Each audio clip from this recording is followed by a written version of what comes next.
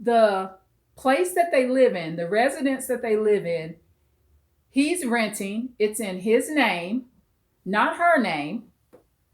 So he has a really good job. I know that much. He works for a really good company. Okay. And he probably makes at least several thousand a month. I mean, he's probably bringing in anywhere from 4 to 8 thousand a month. Okay. So he makes really good money, probably gets some overtime. He works in blue collar line of work, right? And he's a supply source because she knows that he pretty much wants her out because he's in a domestic violence situation. So she's telling him that she's going to have her other dudes beat him up. There's some cheating involved. Now, he's mentioned that he has cheated on her too. I mean, but that's no excuse to abuse people, y'all. I mean, if you don't like somebody cheating on you, leave. But this man is in a domestic violence situation, no different than a woman would be. So he had a couple of grocery items. So, like I said, I'm going to treat him just like a woman because he's a domestic violence victim, from what I can see, right? I physically can see the abuse that he was just subjected to, right? So I'm like, you got a couple of items, I'll buy your items. You want to be kind to people that are being abused or in abusive situations. You got to remember how it felt when you was with a narcissist or a sociopath or psychopath. Even if they wasn't hitting you, how bad it feels when these people treat you bad and you providing for them, right? You got to remember how bad it feels. Okay, so don't be gender biased. Just because I'm a female and this is a male domestic violence victim, I'm going to treat him with the same regard I would a female. If I saw a woman out and she had a black eye and scratches on her face and she had 2 or 3 grocery items and I had the money, I would buy her things to kind of make her feel better, let her know somebody still care and love you. So I offered the same respect to this gentleman, right? My neighbor. So this woman has a lot of control of him. So she calls him, because of course he's out and he got marks on his face. So she's going to call him and harass him on that phone, no different than a man would do. When men beat up on women and that woman go out to the store with that black eye or that scratch on her face, the man going to do the same thing. He going to keep blowing up her phone, right? So women do the same thing that men do. So he out with all these scratches and cuts in his nose and all of this. So she calling him because she want him back on time. She want him back at that house to cut him and abuse him some more. And she don't want people seeing them cuts or asking him what's wrong with his face. So keep that in mind, men. If you are getting beat up by a woman, it's the same dynamics as if a man was doing it to a woman. The only difference is you're now in the woman's position. The usual and typical domestic violence victim is in a higher percent is the woman. So domestic violence, the same dynamics are in the process and in the situation, I mean. So she's calling and she could hear him talking to me and my family member. And so she's asking him who you talking to and stuff like that. And I could hear, he was kind of like not wanting to tell her, but then she put so much pressure, he's trying to answer the question in some way. But he knows not to tell this woman my name, like don't include me in that. And then one day we called to check on him. And because he was like frightened one day, right? There was a lot of fighting going on. And this has been going on for months at this point. I mean, it's just escalating, right? Like all domestic violence situations do, men, they escalate. So one day he was reaching out for help, and he said he was basically, in so many words, feeling unsafe. And I called the phone.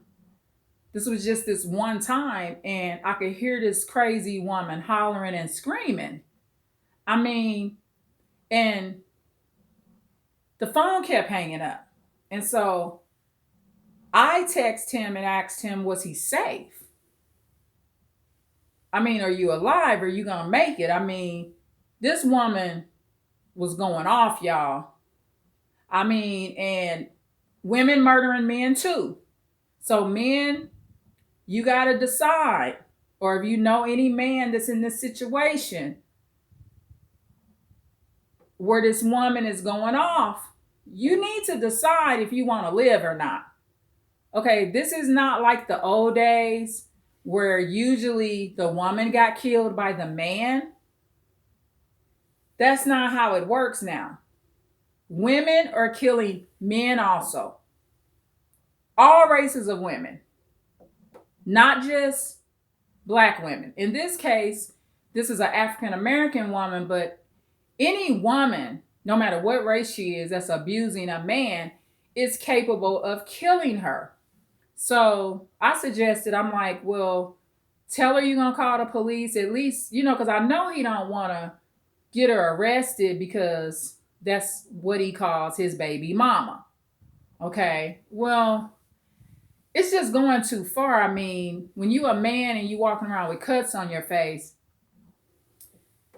it's just getting out of hand. And so, I bought the couple of groceries, and he wanted the receipt because he told me that he wanted to prove to the woman, that I bought the food because he was letting her know somebody had bought the food, I think. I think that was his excuse for letting him know why he was talking to somebody, because basically he got to report every little thing he do to this abuser, right? And so I told him, no, I'm not giving you no receipt. I showed him the receipt to show him that I paid for it. So here, I'll show you the receipt so you'll feel confident walking out of this store with those groceries.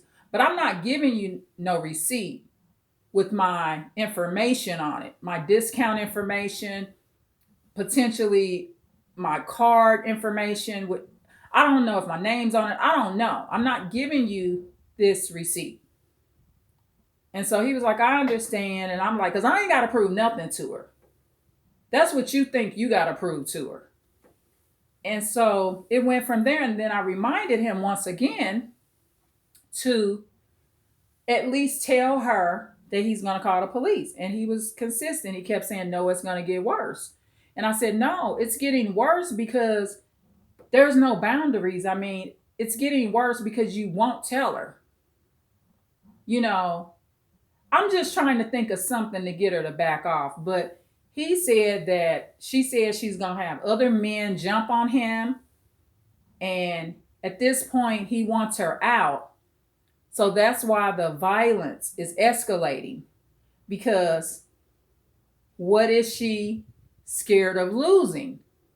When do narcissists go in a rage? When they're getting ready to lose the supply. And he's a supply source because he's providing a place for her. And he's tired of doing it with the way he's being treated. Now, as far as I know, they are not legally married. I don't know why they've been together so long and they didn't get legally married. However, I wouldn't marry somebody that was cutting me up in my face and putting webs on me and putting little dents in the top of my nose neither. So if she's mad at the man because he didn't marry her, oh well. That's not feminine energy. She's fighting too much. She's too violent. She needs to get her emotional issues under control. That's just not a good match. And why want to be married to a man when you hate him so much you can't keep your hands off of this man? So for men, Get out of these situations. Recognize you are an abuse victim. If you're being repeatedly hit by any woman, I don't care what race she is.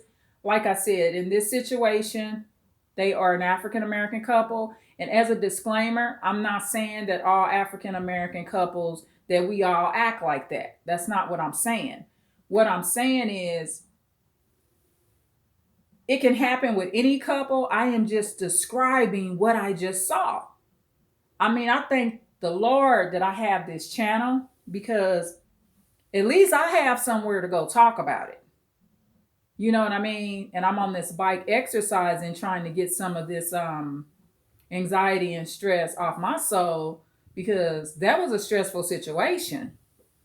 And yeah, basically she don't want him talking to nobody. And he also mentioned that the dispute happened over the phone. Okay, because she's looking through his phone. Gentlemen, I'm just going to give you a piece of advice. I'm just going to be honest with you. I was in a relationship for, it didn't go as long as 10 years. I mean, I was with my ex narcissistic man for long enough, right? More than 2 years, okay? And I didn't go through his phone. I mean, why? See, this is what you gotta do, man. You gotta start looking at it like this, right? Most likely nowadays, she has a cell phone and you have one. A lot of people get into fights over the cell phones. And what she doesn't understand is, as a woman, she don't need to be in that phone to find anything out. Okay.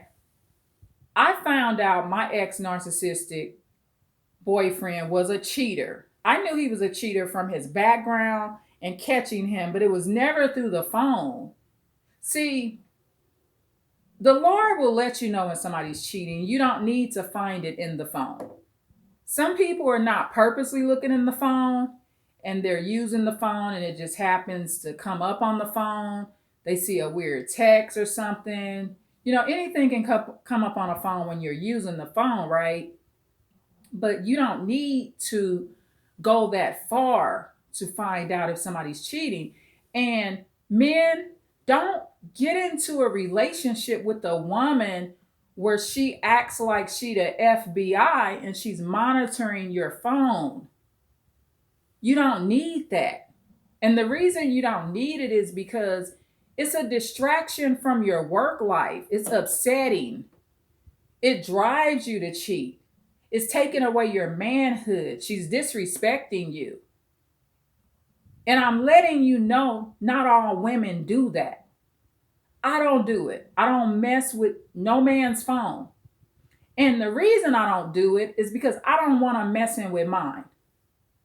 Now, there were several times when my ex, he wanted to see my phone and he wanted to look up something or something. And I had no problem. Here, you can use the phone. Now, he did that, you know, kind of, I think it was a curiosity thing, but it was nothing there to find. If I gave him my phone to use for a couple of seconds or a couple of minutes, it was nothing there to find. My ex narcissistic man, you know, because he's narcissistic, not a full blown narcissist, there was a phone issue at one point, and he's somewhat of a neighbor also. And there was an issue going on, and I let him use my phone because there was he was driving by and he's in the neighborhood. But like I said, that's a narcissistic man. It's a big difference. So even then he used my phone because he was having phone issues. And that's just how that happened. But that's just a random situation, right? But men in general, she shouldn't be looking through your phone, the glove compartment. That's an instant sign that this woman is very insecure. And see, men, what you don't want to do is pay for some other man that's cheated on her. The other man cheated on her and had stuff in her phone, and that should not be taken out on you. So you have to have a standard. So because this gentleman, my neighbor, doesn't have that standard, he's just lost all control.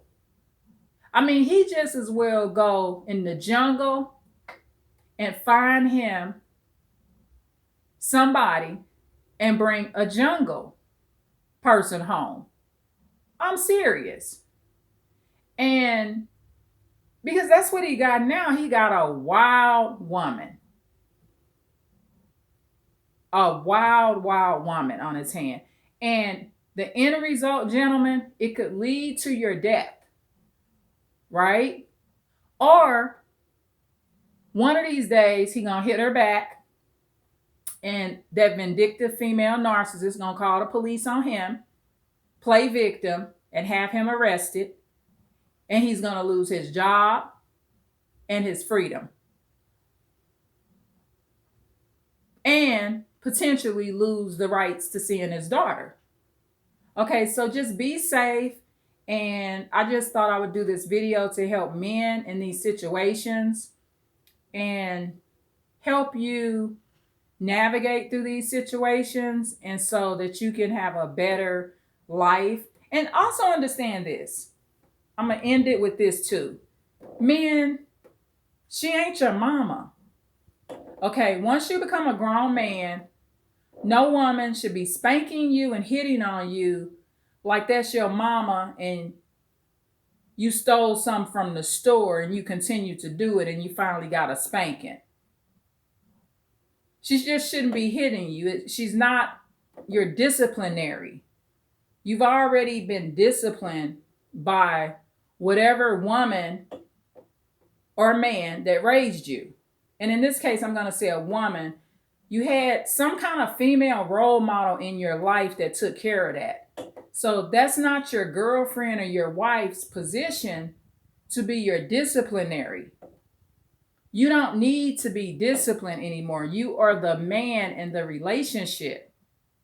Okay? And so you got to understand that. And you know, some men, I don't know if they struggle because a lot of men didn't have their mom. So if you're a man and you're seeking that female role model in your life, then you may be more comfortable with getting beat up or hit and slapped and punched because you're thinking this is normal because maybe you missed that female disciplinary in your life. However, that disciplinary is never your woman, wife, or girlfriend. Okay? And so I've been on this bike 24 minutes. But gentlemen, I love y'all, and I don't support domestic violence. Please, please, please get out of these situations. Make someone aware that you're going through it. Like my neighbor, he at least has made my family aware of it. That can help. I mean, if I stop seeing him around and I didn't see him in the neighborhood no more and he just came up missing, and that woman carried through with her threat of having some guys do something